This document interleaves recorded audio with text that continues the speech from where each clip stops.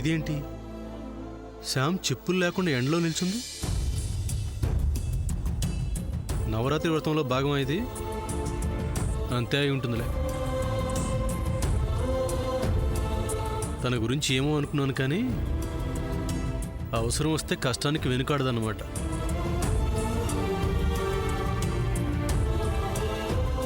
కానీ పెద్ద బాధ్యతనే నెత్తిన వేసుకుంది. మొదలు పెట్టింది సరే, చివరి వరకు చేయగలుగుతుందా? తనకు ఆ పట్టుదల ఉందో లేదో చూడాలి.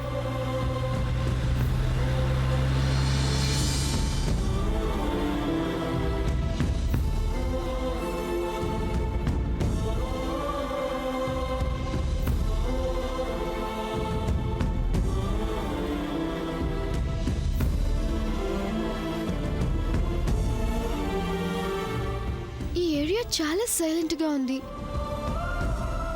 నేను తీసుకున్న డెసిషన్ కరెక్టేనా?